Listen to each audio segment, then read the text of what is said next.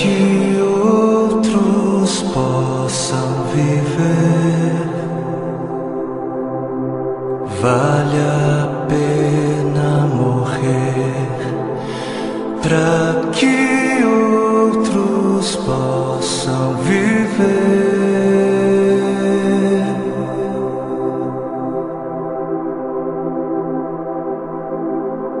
Para que outros possam sorrir, vale a pena chorar.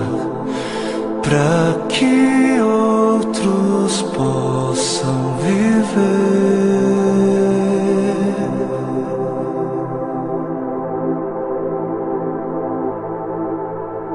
Portanto, visto que temos este ministério pela misericórdia que nos foi dada, não desanimamos. Antes, renunciamos aos procedimentos secretos e vergonhosos, não usamos de engano, nem adulteramos a palavra de Deus. Ao contrário, mediante a clara exposição da verdade, recomendamo-nos à consciência de todos diante de Deus. Pois não pregamos a nós mesmos, mas a Jesus Cristo, o Senhor, e a nós como escravos de vocês por causa de Jesus. De todos os lados somos pressionados, mas não desanimamos. Ficamos perplexos, mas não desesperados. Somos perseguidos, mas não abandonados. Abatidos, mas não destruídos. Trazemos sempre em nosso corpo o morrer de Jesus, para que a vida de Jesus também seja revelada em nós. Pois nós que estamos vivos, somos sempre entregues à morte por amor a Jesus, para que a sua vida também se manifeste em nosso corpo, de modo que em nós atua a morte, mas em vocês a vida. Por isso não desanimamos, embora exteriormente estejamos a desgastar-nos, interiormente estamos sendo renovados dia após dia, pois os nossos sofrimentos leves e momentâneos estão produzindo para nós uma glória eterna que pesa mais do que todos eles. Assim, fixamos os olhos não naquilo que se vê, mas no que não se vê, pois o que se vê é transitório, é passageiro, mas o que não se vê é eterno. Para que outros possam viver, vale a pena morrer. E nas palavras de 2 Coríntios capítulo 4 que nós acabamos de ler, para que outros possam viver, não apenas vale a pena morrer, como deve-se morrer. Deve-se. Para que outros possam viver, deve-se. É necessário morrer. É necessário morrer para que haja vida. Trazendo sempre em nosso corpo o morrer de Jesus, para que a vida de Jesus também seja revelada em nosso corpo. Pois nós que estamos vivos, somos sempre entregues à morte por amor a Jesus, para que a sua vida também se manifeste em nós, de modo que em nós atua a morte, para que em vocês, para que em outros atue a vida. Assim como a semente que não morre não germina, assim como a semente que não morre é incapaz de gerar frutos, aquele que não morre é incapaz de gerar vida, é incapaz. Não fosse o sangue do Cordeiro, não fosse o sangue de todos os mártires que vieram antes de nós, não fossem aqueles que vivem como se não pertencessem a este mundo, não seríamos conhecedores das boas novas da vida, não seríamos. Mas se as coisas são assim, se isso é verdade, se isso reflete a realidade, se o Senhor teve toda a intenção de dizer exatamente o que Ele disse, por que é então que não morremos? Por que é então que o mundo está cansado de ver uma igreja que deveria carregar a mensagem da morte, mas não carrega?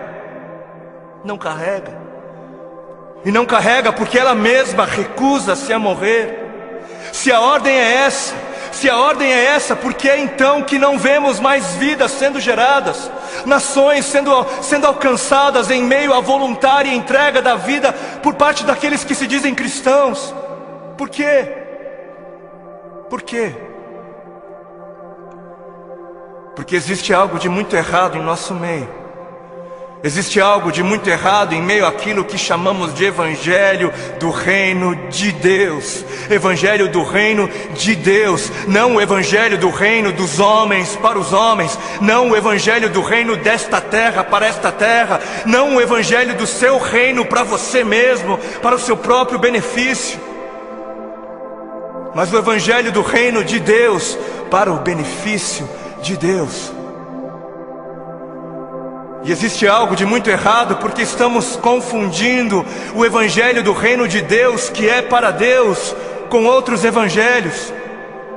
E o povo, por falta de líderes que preguem o que o povo precisa ouvir e não o que o povo quer ouvir, o povo está adorando outros bezerros de ouro. E o grande bezerro de ouro dos nossos dias é a bênção. O grande bezerro de ouro dos nossos dias é a vitória, é a conquista, é o bezerro da prosperidade, é a saúde, é o meu bem-estar, é o meu conforto, é a minha necessidade, é o meu reino, é a minha vida. 7 passos para alcançar a bênção aqui, 40 dias de jejum da vitória ali, 12 maneiras para ser próspero um pouco mais adiante, e 318 formas para você fazer com que Deus faça aquilo que você quer que Ele faça. Não importa se Ele queira fazer ou não, porque afinal o modelo de Jesus, não seja feita a minha vontade, mas a sua, serve para Jesus, serve para o Filho de Deus, não serve para mim, não serve para a igreja. Quantos já foram a alguma campanha que dizia: campanha do negue-se a si mesmo, campanha dos 3 passos para morrer, ou a campanha das 7 maneiras de amar ao seu próximo como a si mesmo, campanha de 40 dias de jejum para que eu possa carregar a minha cruz? Não, nunca foi. Por que não? Ora, porque não é isso que é importante. Não é isso. Porque o importante é eu ter o carro do ano. Porque o importante é eu ser abençoado. O importante é eu mostrar o quão abençoado sou. Preciso mostrar. Eu preciso mostrar. Porque afinal de contas, se ando de carro importado, é porque Deus me deu, né? Deus me deu. Porque é muito óbvio que Deus está muito mais preocupado com o meu ego. Eu sou tão espiritual e abençoado que é muito óbvio para mim, e é muito óbvio só para mim, que Deus está mais preocupado em colocar dinheiro nas minhas mãos para que eu possa comprar coisas caras e tolas, do que está preocupado em colocar recursos sob os meus cuidados para que eu possa de alguma maneira aliviar a dor dos aflitos. Porque Deus é tão bom para mim, Deus é tão sábio, Ele é tão misericordioso, que Ele prefere que eu compre para mim o meu 100º par de sapatos. Ele prefere, Ele prefere que eu faça isso mais do que prefere que eu compre algumas marmitas para dar de comer às crianças de rua. Porque o importante é eu encher o meu celeiro até onde der. O importante é o meu reino, é a minha justiça. Eu trabalhei, eu suei. Não foi Deus quem me deu, não foi Deus quem me abençoou, não foi eu quem ganhei. É justo, eu trabalhei, é meu. Porque o importante é eu viver como se não houvesse morte. E Deus que me livre de pensar em morte. Coisa negativa não é de Deus. O importante é eu viver como se não houvesse morte, para que quando a minha hora chegar, eu venha morrer como alguém que nunca quis viver. Porque está escrito na palavra de Deus em Marcos, no capítulo 8 e Mateus 16. Então Jesus começou a ensinar-lhes que era necessário que o Filho do Homem sofresse muitas coisas e fosse rejeitado pelos líderes religiosos, pelos chefes dos sacerdotes e pelos mestres da lei, fosse morto e 3 dias depois ressuscitasse. Ele falou claramente a esse respeito. Então Pedro chamando-o à parte, começou a repreendê-lo. Vejam como desde o início a igreja se escandalizou com a mensagem da morte. Jesus, porém, voltou-se, olhou para os seus discípulos e repreendeu Pedro, dizendo: arreda, Satanás, você não pensa nas coisas de Deus, mas nas coisas dos homens. Você não está de olho no reino de Deus, mas está de olho no reino dos homens. Então ele chamou a multidão e os discípulos e disse: se alguém quer vir após mim, negue-se a si mesmo, tome a sua cruz e siga-me. Se quiser, se alguém quiser. Porquanto quem quiser salvar a sua vida, perdê-la-á. Mas quem perder a vida por minha causa, achá-la-á. Pois o que aproveitará o homem se ganhar o mundo inteiro e perder a sua alma? Ou o que dará o homem em troca da sua alma? Porque o Filho do Homem, o Filho de Deus, há de vir na glória de seu Pai. Ele há de voltar com os seus anjos, e então retribuirá a cada um conforme as suas obras.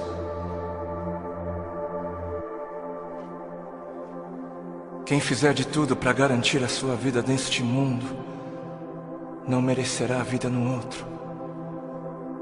E quem fizer de tudo para garantir a sua vida no outro mundo, perderá a sua vida neste.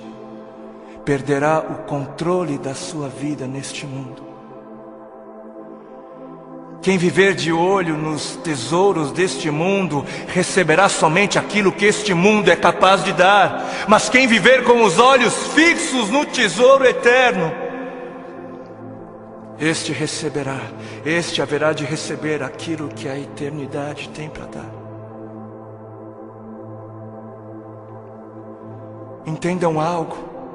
Sabem por que existem religiosos fanáticos que se matam, que se suicidam, que dão as suas vidas para serem destruídas? Sabem por quê? Porque eles estão pensando na eternidade, eles estão de olho na eternidade. E sabe por que você se recusa a negar-se a si mesmo e entregar o controle da sua vida a Deus? Porque você está pensando demais nesta vida. E mais, sabem por que é que estes fanáticos acabam dando as suas vidas? Porque eles passaram a vida toda, a vida inteira, ouvindo de seus mestres que morrer é algo valioso. Eles passaram a vida toda ouvindo de seus mestres que morrer é algo bom, é algo nobre, é algo honroso, que morrer gera vida. Gera vida. Mas e a igreja? Mas onde está a igreja? Onde está a voz profética? Onde estão os que pregam a verdade? Onde estão os que pregam morram? Onde estão os mestres de Deus a gritarem morram? Morram, para viver morram, por amor a Cristo morram, por amar a Deus acima de tudo morram. Onde estão? Por que os missionários moravianos se vendiam como escravos para poderem pregar aos escravos? Porque alguém lhes ensinou que esta vida não vale a pena ser vivida se não for vivida para Deus. Alguém lhes havia ensinado que para que outros pudessem viver, valia a pena morrer. Enquanto muitos parecem estar fascinados demais com mestres que pregam apenas vida nesta vida, mestres que distorcem o significado de vida em abundância. Apesar disso, existem alguns remanescentes, existem ainda alguns que se recusam a se prostrar diante dos bezerros de ouro, existem ainda alguns que se permitem ser afligidos por amor a Cristo. Alguns que entenderam a voz do Espírito de Cristo, do Cristo que deu o exemplo a ser seguido, não apenas em vida, mas na morte de cruz, e são capazes de dizer: já não sou eu quem vivo, mas Cristo vive em mim. Cristo vive em mim. Amados, a vida é para os que creem. E os que creem não têm medo da morte, não devem ter medo da morte. Quem tem medo da morte não crê. E quem não crer, não viverá. E eis que a morte é o maior medidor da fé. Os que morrem são os que creem. E termino com um texto bíblico que está em 2 Timóteo, capítulo 4, nos versículos 2 ao 4. Diz assim: pregue a palavra, pregue a palavra, esteja preparado a tempo e fora de tempo, repreenda, corrija, exorte com toda a paciência e doutrina. Por quê? Porque chegará o tempo em que não suportarão a sã doutrina, chegará o tempo em que não suportarão os caminhos de Deus, os pensamentos de Deus. Ao contrário, sentindo coceira nos ouvidos, juntarão mestres para si mesmos, segundo as suas próprias cobiças. E estes se recusarão a dar ouvidos à verdade. Arrependam-se, porque está próximo o reino dos céus. A Bíblia, a palavra de Deus, tem uma mensagem para você. Deus tem uma mensagem para você. Uma mensagem de amor e de esperança. Uma mensagem que atravessou os séculos, que atravessou a história. Uma mensagem que sobreviveu às perseguições, sobreviveu em meio ao martírio de homens e mulheres que deram as suas vidas por amor ao Deus desta mensagem. Uma mensagem tão poderosa e convincente que mudou o curso da humanidade, mudou corações de homens e mulheres perdidos, transformou circunstâncias, transformou nações. Uma mensagem tão poderosa e carregada de autoridade divina que tem poder para mudar a sua história, que tem poder para mudar o seu coração e que tem poder para mudar a sua eternidade. Durante milhares de anos, Deus fez questão de proteger a sua mensagem para que ela pudesse chegar até você. E você pode ter certeza de que Ele teve poder de sobra para proteger o conteúdo da mensagem, ou Ele não seria Deus. E ao ouvir a mensagem, você terá de fazer algo. Você terá de responder a ela. Você terá de responder a Deus. E você terá duas escolhas. Ou a sua resposta será sim, ou será não. Ou você aceitará a mensagem de Deus para a sua vida, ou você irá rejeitá-la. Mas que mensagem é esta? Que mensagem é esta que Deus teve o cuidado de guardar até os dias de hoje? A mensagem diz respeito a quem Ele é. E a Bíblia diz que Ele é amor. Ele diz que te ama. Ele te ama. E te ama não com o amor que o mundo tem para dar, mas te ama com o amor perfeito, com o amor de um Deus perfeito, que se revelou como um Pai perfeito. E você pode muitas vezes não entender esse amor, e nem deve tentar, porque o amor de Deus Pai por você não foi idealizado para ser compreendido, mas para ser aceito. Amor não se entende, amor não se compreende, amor se aceita, se recebe. E qual será a sua resposta diante do amor de Deus? No trecho que acabamos de ler, você vai perceber traços desse amor divino. O povo que jazia em trevas, o povo que estava morto em trevas, viu grande luz, viu o grandioso brilho da sua luz. Mas você pode perguntar: o que tem a ver as trevas comigo? E a resposta é que a Bíblia diz que todos pecaram. E a resposta é que a Bíblia diz que todos somos pecadores. E a Bíblia diz que não há um justo sequer. E que os nossos atos de justiça são como trapos imundos que refletem apenas o nosso interior pecaminoso. E se você parar para pensar, se você realmente olhar para dentro de você, você vai ver que tudo isso é verdade. Você vai perceber que será impossível se achegar à presença de Deus um dia e dizer a Ele: mas eu não tenho pecado. Eu sou uma pessoa tão boa, tão pura. Eu nunca fiz mal a ninguém. Eu nunca pequei. E a Bíblia diz mais. Ela diz que o pagamento pelo pecado é a morte. A morte. E por isso nada do que você possa fazer poderá apagar os seus pecados. Nada. As suas boas ações não têm poder para apagar os seus pecados. O não fazer mal a ninguém não tem poder para apagar os seus muitos pecados. Porque o pecado é mortal. Apenas a morte é pagamento válido. Somente a morte.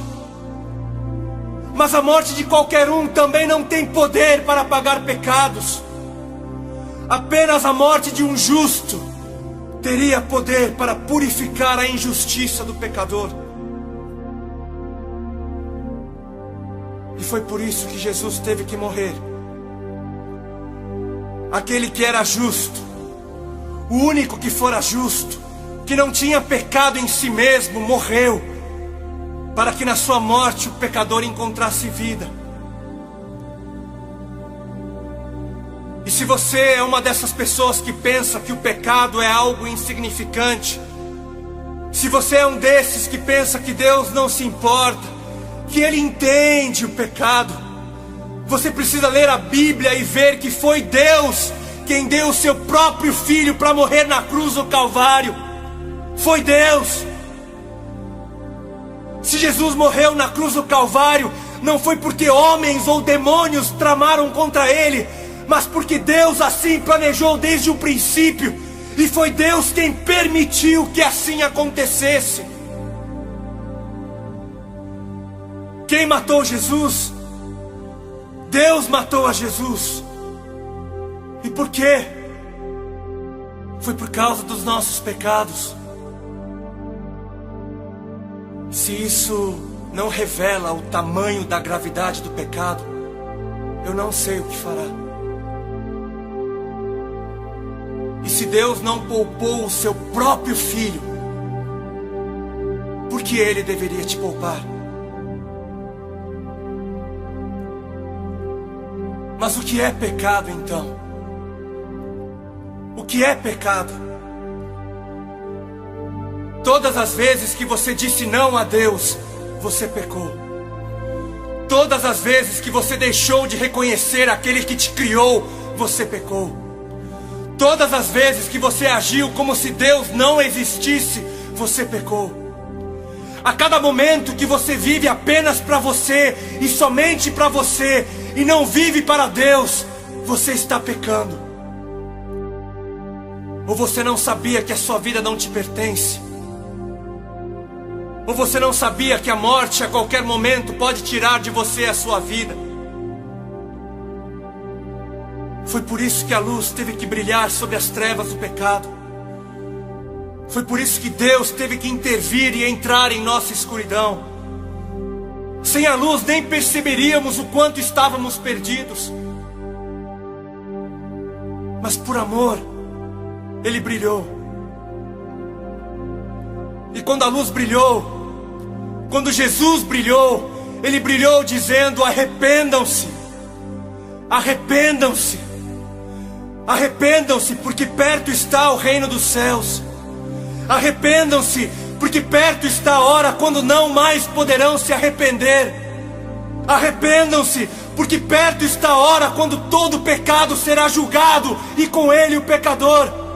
Arrependam-se, porque perto está a hora quando Deus se levantará em glória, poder e majestade, e todos o verão e dirão: Santo, Santo, Santo é o Senhor, o Todo-Poderoso.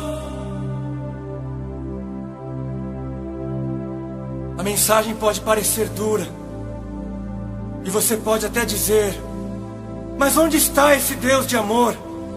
Que mensagem dura! Onde está o Deus de amor? Eu quero o Deus de amor.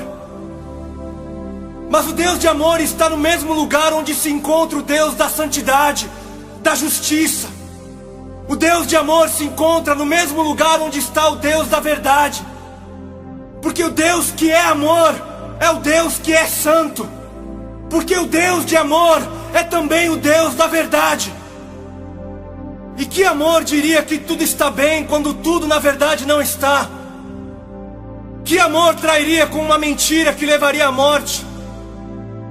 Que amor não ensinaria o caminho da vida? O Deus de amor não mascara a realidade. Deus não é mentiroso. E quando Ele vê que alguém está em trevas, Ele diz: arrependa-se. Ele avisa. É por amor que Ele avisa. Ensina.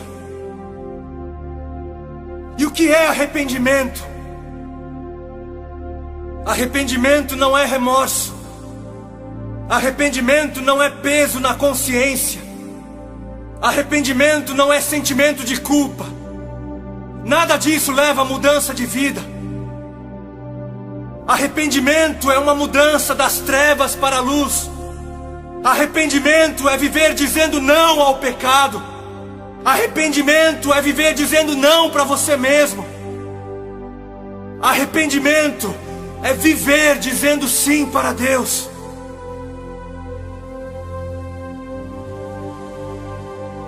Assim como foi dito no início, você deve responder à mensagem de Deus. Sim ou não. Se você acredita que a mensagem é muito dura, onde você vai encontrar alguém que tenha palavras de vida eterna? Eu sinto muito, mas é você quem deve se converter à palavra de Deus, e não Deus se converter a você. Mas Ele é bom. Ele é bom. Jesus começou a brilhar dizendo: arrependam-se. Não porque desejava ser um estraga-prazer, mas porque Ele tinha algo melhor. Porque depois Ele iria dizer que perto estava o reino dos céus. Jesus começou dizendo: arrependam-se, porque depois Ele iria dizer: vinde a mim, todos vocês que estão cansados, e eu darei alívio. Jesus começou dizendo: arrependam-se, porque depois Ele iria dizer: eu enxugarei todas as suas lágrimas, e você nunca mais terá de chorar. Jesus começou dizendo: arrependam-se, porque depois Ele iria dizer que aos que dissessem sim, Ele daria a coroa da vida.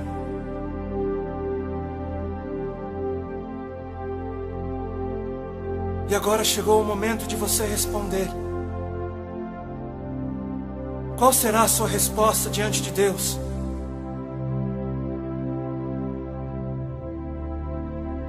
Quando alguém reconhece o seu pecado, quando alguém reconhece que não é tão bom assim, então este alguém está a um passo de ter um encontro com o Senhor. E quando alguém que pensava ser tão indigno, quando alguém que acreditava que o seu pecado era tão grande e imperdoável, mas encontra na cruz um poder muito maior, mas encontra na cruz o amor de Deus, este alguém também está a um passo de ter um encontro com o Senhor. Se você é este alguém, venha para o Senhor. Ele vai te aceitar. Se você compreendeu, se você quer dizer sim a Deus, então venha. Arrependa-se e passe a viver dizendo sim a Deus. Arrependa-se e busque saber o que Deus tem a dizer em sua palavra. Arrependa-se e passe a viver junto com aqueles que disseram sim ao Senhor. Deus te abençoe.